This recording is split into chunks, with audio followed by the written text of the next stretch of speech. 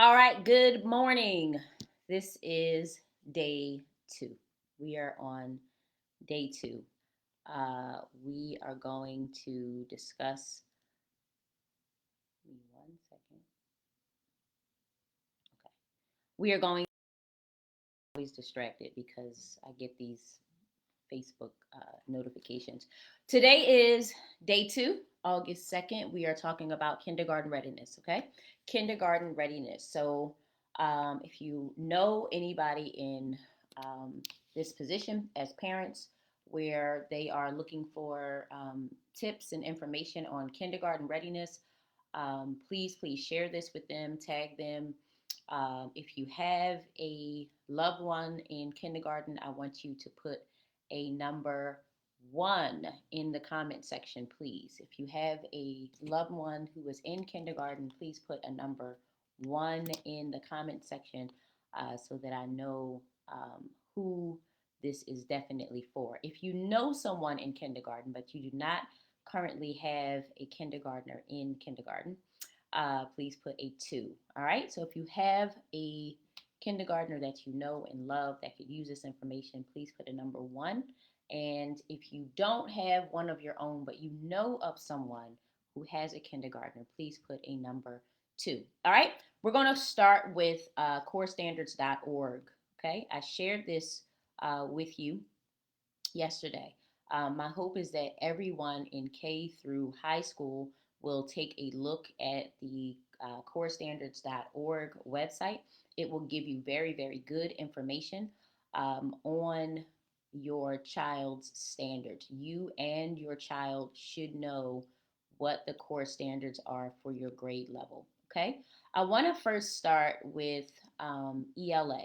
Okay, ELA is the English language arts, okay? English language arts. And I want to talk about what your kindergartner should be able to do, all right, with literature. So, the way the Common Core standards are broken down, you have reading literature, you have reading informational text, you have reading foundational skills, you have writing, speaking, and listening, and then you have language. All right. So, again, the Common Core standards for all grades for ELA are typically broken down like this: reading, literature, all right, which is your literature would be your fiction text. All right. Fiction, F. When I was younger, I used to think fiction was real.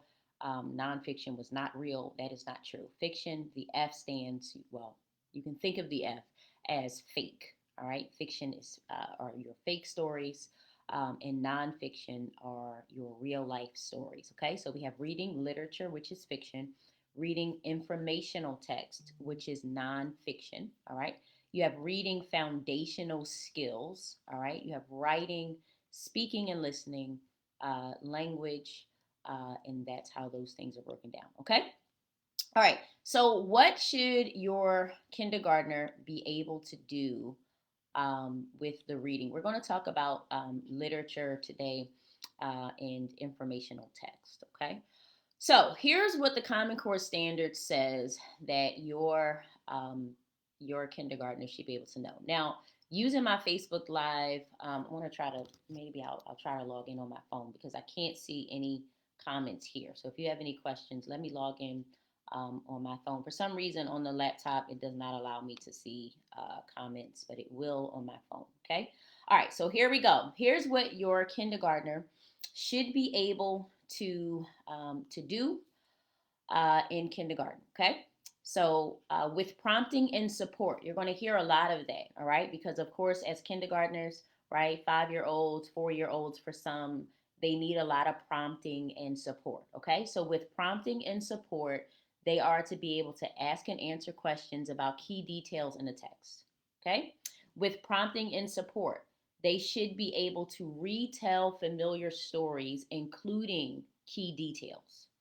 With prompting and support, they should be able to identify characters, settings, major events in a story.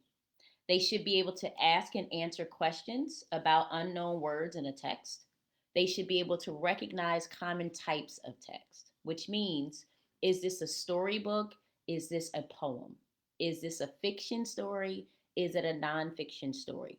With prompting and support, they are to be able to name, they should be able to name the author and the illustrator. What is the illustrator? It is the name of the person that creates the pictures, all right, in a story. They should also be able to define those roles. What is an author? What is an illustrator? Okay? And who tells what in a story? With prompting and support, your kindergartner should be able to describe the relationship between the illustrations, which are the pictures, and the story in which they appear. Okay? So, what moment in a story is an illustration showing us? All right? With prompting and support, your kindergartner should be able to compare and contrast the adventures and experiences of characters in familiar stories. What are familiar stories? These stories would be things like the tortoise and the hare, the three little pigs, right? Stories that we've probably heard down through the years, okay? They should be able to actively engage in group reading activities with purpose and with understanding. These are all of the things that your 5-year-old baby, right, where most of us probably cried, right? Excuse me, I'm just trying to tap in with you guys. Where most of us probably cried when we dropped our kids off, right? Those little babies should know all of these things that you see, all right, or that you just heard me say. Now, we're sending our kids off just kind of happy that they know their names, right? Or that they know their ages. But the information today is letting us know that your child, in order for them to be able to compete on an at least national level with another 5-year-old, they are to be able to do all of these things. So here's where it becomes a bit overwhelming, right? When I talk to parents about the kind of things that your child should be able to do, they're like, whoa, wait a minute. Compare and contrast, right? Actively engaged to be able to tell who's an author and an illustrator. Those words are big, right? Let me help you out. It's really not as difficult, all right, as you think, all right? A lot of this stuff is really going to come because of the conversations that you all have. Okay, so yesterday I may have mentioned that one of the reasons why my son was at a very great advantage in his school life is because, a lot of people think, oh, because his mom is a teacher. I promise you, on everything I love, we do not have a chalkboard, and nowhere in my house do I have a classroom set up where I'm homeschooling him, right? And it's like pulling teeth getting my son to work at home, okay? Because I'm mommy. I'd probably be better off paying somebody, right, and sending him somewhere for that kind of structured activity. Here's how we help him. Here's what we do here. All right. I have very, very good conversations with him. Right. Your conversation is so incredibly valuable. Like, you have no idea. You all could be watching a movie and you can ask your 5-year-old questions, because I would assume that it was an age appropriate movie, right? You could sit with your preschooler or your kindergartner and just have conversations, right? You may want to say things like, you may be inclined to say things like, who's the bad guy? Who's the good guy, right? I'm challenging you to really adopt academic vocabulary, okay? Because if you use words like bad guy and good guy, right, when you're having these conversations, and then they get to school and they hear words like protagonist and antagonist, you essentially have to teach them a completely different language, right? A completely different set of words. So I'm challenging parents to really look for those academic vocabulary words, right, that you can teach your child at the beginning, right? So that when they enter into school and they hear words like protagonist, antagonist, compare, contrast, actively engage, words like literature versus informational text, right? Things like that, key details. When you adopt as a parent those academically strong vocabulary words, then your child is walking into their learning environment already above level, right? So sometimes people will, when my child was younger, they would hear him speak And they would be like, why, where did he get all that from? Right. And it wasn't because we necessarily sat him down with a book, but we use whole language. And we also enforced our vocabulary at home with those words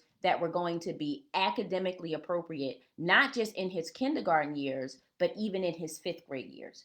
The only thing that really changes with the Common Core standards between K and 12 is the amount of support and prompting that one must have in order to accomplish that. Okay. A lot of the things like comparing and contrasting, asking and answering questions, being able to decode, finding its purpose, its meaning, picking out major events in a story, setting characters, uh, things like character traits. You'll start to hear some of that kind of stuff as they get older, but ELA really stays the same. So, what are some resources that you can use in order to make sure that your child is academically strong, okay, in the area of reading?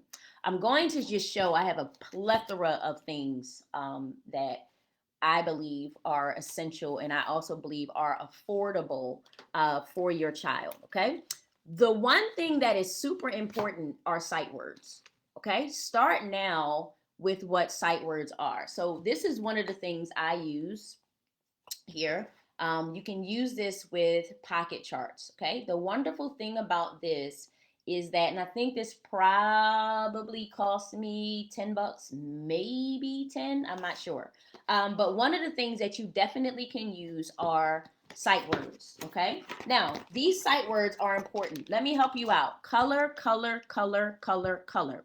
Color is something that you're going to hear me use throughout the entire week. All right. Tomorrow we're going to be talking about first and second grade. Then we're going to talk about third grade. Third grade needs a day all by itself because that's a standard, new standard benchmark testing year. So I needed a day just for that.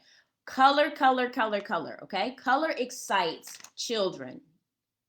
Okay, it excites them, it automatically engages them. So when you see these words come in several colors. All right, nice, bright colors. All right, now you could start with yellow words first, right? You could start with blue words first, red words, whatever it is you need to do, start with that. The next thing you want to make sure you do in your home is get what's called a pocket chart. Okay, so this pocket chart opens up like that. There's some Velcro at the bottom, all right, that you can stick on. Maybe if you had like a Velcro sheet or something, they're two-sided, okay? This might cost you another 8 bucks. It's very, very durable, all right? This is something that you can even take on the go. You can set this up at the beach. You can set this up at grandmom's house, right? And what you do is you have your children build words, all right? The other thing that comes with this particular pocket chart sight word pack is a period. You also want to introduce punctuation. All right. What is punctuation? They're your periods, your question marks, your exclamation points, right? You want to explain that if you have a sentence that sounds like it's excitement, you want to put an exclamation point. If there's a sentence that sounds like it's a question, you want to use a question mark. Start them off early with knowing that every single sentence has three things. It has a subject, it has a verb, right? A doing word, and it has punctuation at the end of it. All right. These are wonderful, wonderful tools, right? They're very, very durable. You can use them year after year after year after year after year. Okay. You can use the pocket chart as well to help you look at, identify words, and also build sentences. The other thing that I recommend that you do in your home, and I didn't bring any with me, but standard index cards, guys. Standard index cards. I oftentimes have people ask me how they can get their child to recognize more sight words. Here's what you do. You get some standard index cards, whether they're color or not, okay? What you do is, let's say, for example, the refrigerator, okay? You're trying to get your child not to identify the refrigerator. They know what the refrigerator is. They can tell you what it is. They can pronounce the word, but they can't spell the word, okay? Here's what you do. You write on an index card, refrigerator, and you tape it to the refrigerator. Okay?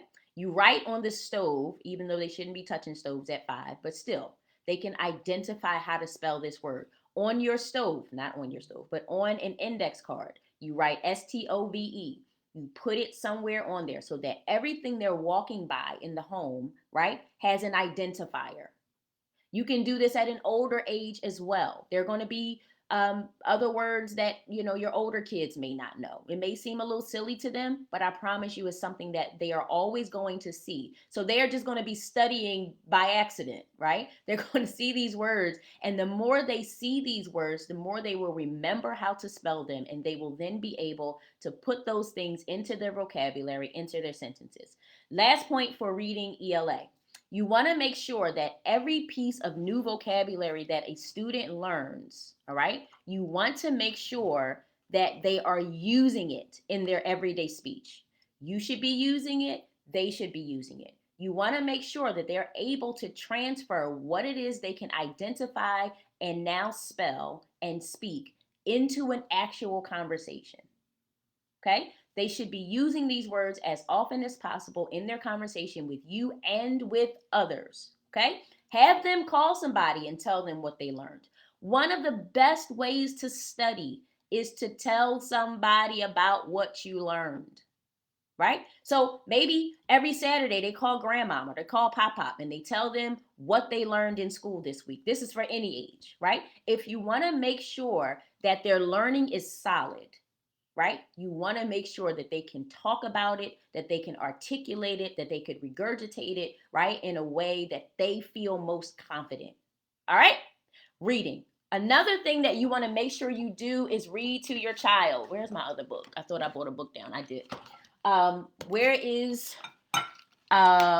your library in your home? What books are you reading in your home, right? You can get very basic books. You can go to the library. You can go on Amazon. You can, I don't know, you guys know where to get books from, right? You can go to the dollar store. They have wonderful books, right? This is a book that I use with my preschool, okay? A Trip to the Zoo. We did a series on the zoo. We did a series on habitats. And what I challenged parents to do was to read this book, right? So what does a typical reading look like, right? Where I'm trying to get my child up to the level with prompting and support to be able to retell familiar stories. This may not be a story that we learned about when we were younger, but stories become familiar when parents read them, right? I may not know what story it is, but your child will know that it's a very familiar story for your, right? Repetition, repetition, repetition, repetition is the name of the game, okay? You can't just read this book and put it down. You can't. You're going to have to use this book over and over and over again until your child can retell it with confidence. Okay? So, what does this look like? So, this is called A Trip to the Zoo, right? Over and over again, I'm going to be asking my child as I pull this out, what's the name of this book again? At first, they're not going to be reading this, but by memory, they're going to say, oh, that book is called A Trip to the Zoo, right? So, what does a typical reading look like? I'll just read one page. Billy was a boy who loved wild animals. He read books about them. He watched movies about them. Okay? I'm going to ask little Sarah, or whoever my child's name is, I'm going to say, what was Billy? Sarah's going to say automatically Billy was a boy. How do I know that? Because I read Billy was a boy, right? She's going to be able to tell me right away that Billy was a boy. All right, so what did he love? Oh, well, he was a boy who loved wild animals. Okay, cool. So here's what I'm doing with prompting and support. What I'm doing is that I'm training my child to be able to retell me key details of major events in a story, right? What did he do? He loved them so much that he read books about them, right? So now my 5-year-old is able to retell right away. And as I'm moving along, I'm going to stop and I'm going to ask questions, okay? And so then I'm going to close the book and I'm going to say, okay, what was this entire book about?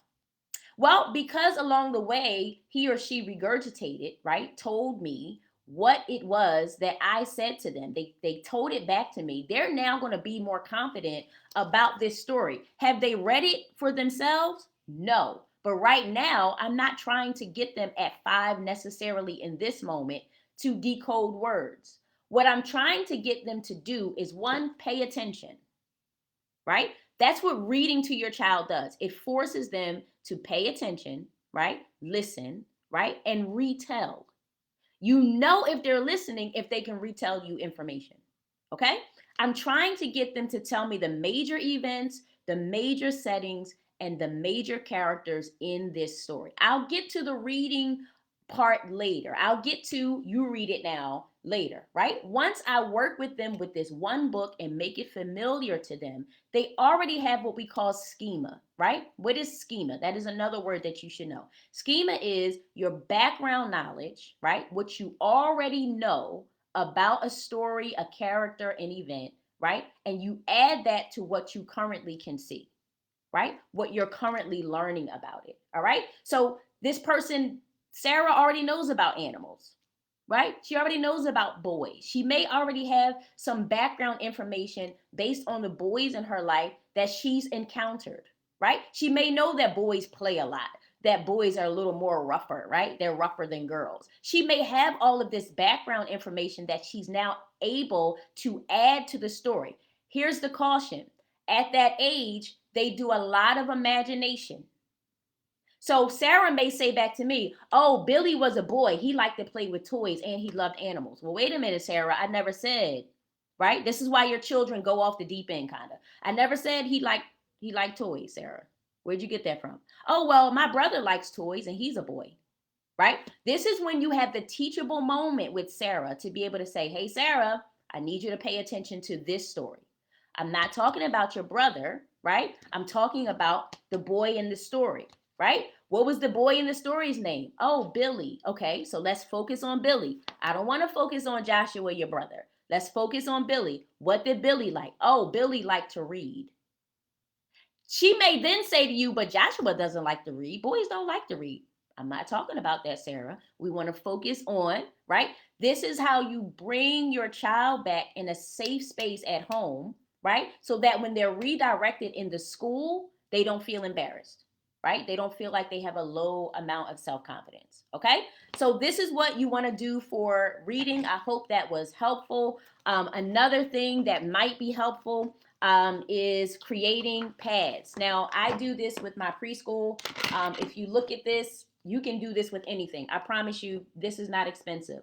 All it takes is a color printer. You print it out in a laminator. I think a laminator could cost you maybe 20 bucks, right? The paper or the plastic that goes, the lamination sheets that go with it might cost you another 12 bucks, okay? This is simple, right? The other thing I buy are what's called Velcro dots. Velcro dots, I think they cost me $8.99 for like 200, okay? Here's what you do.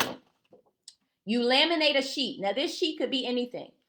This, for me, when I did my a trip to the zoo, I also taught a preschool class on habitats, all right? So we learned about ocean habitats. We learned about polar habitats, okay? And what I did was I created these little pictures, right? These little pictures here. Seahorses belong in the ocean, right? So what I did was I printed out a habitat map. You can have an alphabet map. You can have a name map. You can print the name, Sarah's name, S-A-R-A, right? You could write Sarah on this side and S-A-R-A or S-A-R-A. Sarah, how do you put your name together? This kind of stuff is fun. Children need to feel and play with things.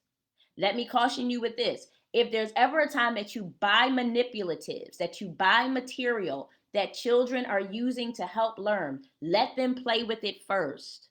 It will save you your own frustration, right? Because you're going to want to know why they're playing with stuff. Let them play. They are exploratory learners, okay? So anything that you give them, let them play with it first and say, okay, now bring me all of the material so now I can show you how to properly use it.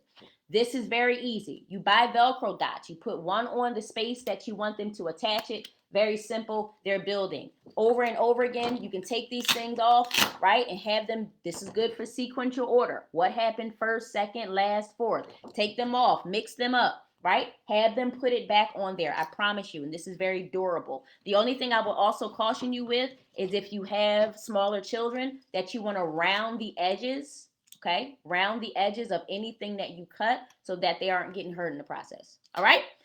The next thing I want to talk about are sensory skills, all right? I talked to you earlier about letting kids play with things. This is a sensory box that I use with my preschool. Dollar store, okay? Amazon and a dollar store. These you could probably get 12 of for like $8, right? So you can buy these in different colors. These here come from Amazon. I think I can get like a bag of 1,000 for like $10. And this came from the dollar store, okay? This is a sensory kit. For mine, I use this for color and counting. So when I'm trying to get my kids to use materials properly, right? They have these little tweezers. I'm trying to get them to identify, let's say green, right? Identify, show me the orange. Sometimes I'll have them get two colors, show me green and blue. What I'm trying to do here is a lot. I'm trying to get them to work with their fine motor and gross motor skills, okay? How to teach and take care of how to use and take care of materials. But I'm also doing color recognition. I also use an opportunity to say, well, put 5 out there, right? Take away 1. But before I use this with them, I want them to play with all of the materials first, right? So you're going to see they're going to play with stuff. They might throw some stuff might roll. And then I say, okay, gather your stuff, right? How do we take care of our materials? We take care of our materials by putting them back properly, and making sure we have lids so that we keep our things safe and well taken care of, right? But this is good for sensory. This is good for identification. You might not have all of your sensory skills have pom-poms in it, right? Yours might have rocks, types of rocks in it. You may use this for colored leaves. Some other things might be sand, right? Good thing for writing. Go ahead and get one of these boxes, get some sand, fill it with sand, and have them write their names or write a certain word in the sand. Kids have to have something that engages them and keeps them interested while learning. All right? That's ELA. Let's move on to math, and then we're going to be done. All right? I pray that you are getting some good information. You probably can hear my my passion about this, but I just love it because I love to see our children win. Excuse me, I keep reaching over because you should see my table. I have so much stuff. Dollar store. Okay. Another thing, make sure you have flashcards, number cards, Dr. Seuss number cards. Really, really simple. Have them look at this, count with their fingers 1, 2, 3, 4. All right. Make sure they're consistently seeing these things. Let me introduce you to one of my favorite teaching tools that you can find at Five Below. Okay. When my son several years ago was, and you see it's still intact. I think I bought this maybe 3 or 4 years ago, right? Very durable. I bought 2 of them. One of my favorite teaching materials is a big die, right? Like making sure you have some kind of dice in your home. I recommend the bigger ones for a couple reasons. One, because kids can't put it in their mouths and choke on it. Okay. 2, because these are softer with rounded edges. Even if they throw it, more than likely things won't get damaged. They won't get hurt. It's also good to take out in the yard. Okay, so what I used to do is I used to stand at the back of my house, and I have a nice sized yard. And what we would do is I would roll a die, and he would roll a die, and we would run back to the poster board that I put on my wall. So I would have a big chart sheet on the back of my house. We would roll this. All right, we would do, and for him, I actually was teaching him multiplication about 3 years ago. Yes, he's 8, but he was learning multiplication with these 3 years ago. And so we would roll it and we would do, 2 times whatever. But for a 5-year-old, what you want to do is you want to roll one, they roll one. All right. And you say, okay, what's your number? And they're going to say, oh, 1, 2, 3, 4. Now, what happens? First of all, is physical movement. Children need physical movement, right? Every school should have recess for kindergarten. If they don't, pull them out. Let me tell you that right now. Because kids need to be actively engaged and they need to be moving. This is a really, really, really fun way to get exercise in and get learning in. You've kind of got to sneak learning in at times. Because any child, if you put them in a situation where there's a stack of books, especially this day and age, they are automatically going to shut down. But if you say, listen, let's go outside and play with the dice. Let's play a game, right? What you do is they roll it, you roll it. They go back now. They've identified 1, 2, 3, 4. What they do is they go and they pick their marker up. Now they get to use markers too, by the way. They get to write the number 4 on their side, right? And you get to write your number on your side, all right? And now what you do is, let's say I rolled a 3 and Deuce rolled a 4. I'm going to write a 3 in my column. There's going to be a plus sign in the middle, and Sarah or Deuce is going to write a 4 in his column. Now what we're going to do is I'm going to have my 3 readily available on my die. She's going to have, or he's going to have his 4. We're now going to be able to say 1, 2, 3, 4, 5, 6, 7. Oh my gosh, what is 3 plus 4? Oh, 7, right? So I'm having fun. I'm identifying numbers. I'm writing numbers and I'm adding them at the same time. Got it? One of my favorite things, run out today. Get somebody you love from Five Below or any place that sells these big die. You can get these for about $10. All right, $10 for both. Okay. Math. Let's quickly go over what kids will need in math for kindergarten. Please share this information with someone. What are the things your child is supposed to do at the age of 5? Are you ready? They are to know number names and be able to count sequence. Okay? Count to tell the number of objects. Compare numbers. What is comparing numbers? Which one is bigger? So now, Deuce or Sarah, I got a number 3. You got a number 4. Which one is bigger? Right? They might say, I don't know. Well, how many more dots? You have more dots than me, right? So a 4, right, is greater than, right? Use words like greater than, less than, equal to. Try to stay away from small level words, right? Up until the age of 4, they're fine. But from the age of 5, we should be using words like compare numbers, objects, greater than, less than, equal to. Addition, subtraction, not add and take away. I know it feels easier. I know it feels more fun. Don't do it. All right. If you want your child to be at a higher level, you have to use academic vocabulary. Addition, subtraction. All right. Stay away from adding and take away. I know you're gonna want to say it, but remember, your child will only learn what they're taught. Use the academic vocabulary. Now, if they go to school and the teacher uses takeaway, great, because a teacher may. Because remember, in any given classroom, there are 30 to 40 different learning styles and levels. Trust me, like it's going to shift. Somebody may be strong in addition, but low in subtraction. So that teacher has to use a variety of academic vocabulary or comfortable language in order to engage the whole class, because we have children in there with special needs, IEPs, 504s, behavior issues. Then we have those who are mentally gifted. And guess what? In this great United States of America, everybody is in one class. One teacher, 30 different learning styles and levels, right? And we're modifying and we're adjusting. So you want to make sure they hear the words addition and subtraction at home, so that even if the teacher says take away, they identify that from a home standpoint as subtraction. Okay?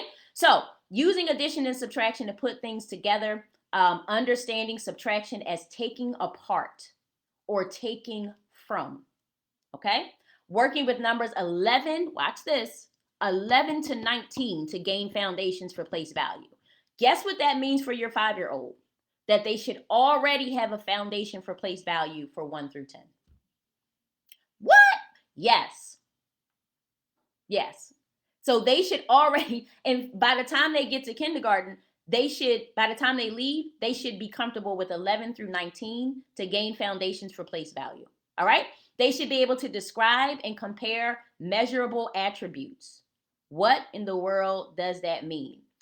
Something that is shorter versus longer, taller, shorter, okay? That kind of stuff, all right? Classify objects and count the number of objects in each category. All right, what does it mean to classify? To classify means, of course, to put in a certain class, okay? Class. So if I wanted to take these and classify them, right? All of them are round, all of them are soft. But what I'm going to do is I'm going to take my greens and I'm going to classify. I'm going to put them in the green section. I'm going to put this in a light purple section, right? I'm classifying. I'm putting all of these things that are very similar. I could also classify by taking those things that are hard, right? I could take all of these out and say, out of these objects, if I classify these things, this is hard, these are soft. These are also classes, right? How do they classify objects and count the number of objects in each category, right? So if I counted the number of hard objects, I would have 1 hard object. By now I have about 9 pom-poms because the rest of them flew all over the place, but there were 20 in here, right? So I would say I have 1 hard object in one class and 20 soft objects in another. Okay? They should be able to identify and describe shapes. Watch this. The word analyze shows itself first in the kindergarten Common Core standards. What does analyze mean? Analyze means to break it down. Okay? When we analyze things, we look closely at them and we're able to pick apart every fiber of that object. Okay? They should be able to analyze, compare, create, and compose shapes. Compose shapes means to make them. Okay? So if I took these, and these are great because you can use them, I can make a triangle with these, right? I could put this one at the top and I could start to align these, right? So that they make a three-sided shape, equilateral triangle, equal on all sides, right? I could do a scalene triangle with this. I could do a right triangle with these, okay? They should be able to analyze, pick it apart, compare them. What is an equilateral triangle to a scalene triangle? Well, one has 3 equal sides, the other does not, okay? One is kind of slanted, the other one is more up and down, right? They should be able to create and compose those shapes, okay? Finally, they should be able, now mathematical practices are the same through and through. There are 8 mathematical practices in these great United States Common Core standards, okay? They should be able to make sense of problems and persevere in solving them. Make sense of it and persevere. I promise you, these mathematical practices are the exact same in 8th grade. They should be able to reason abstractly and quantitatively. Quantity, right? How much, not qualitatively, quantitatively. How much something is. Reason abstractly and how much quantitatively. They should be able to construct, listen to this, viable arguments. What is an argument? It is not raising your voice, right? It is your ability to articulate your side or your opinion about something.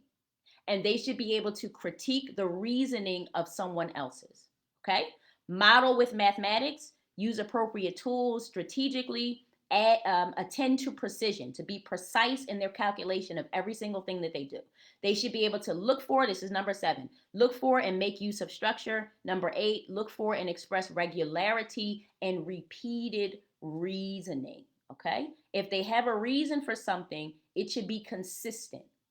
All right, that is repeated reasoning. They should be able to use that reasoning over and over again. They should be able to express it regularly about the same thing, and it should be consistent. Woo!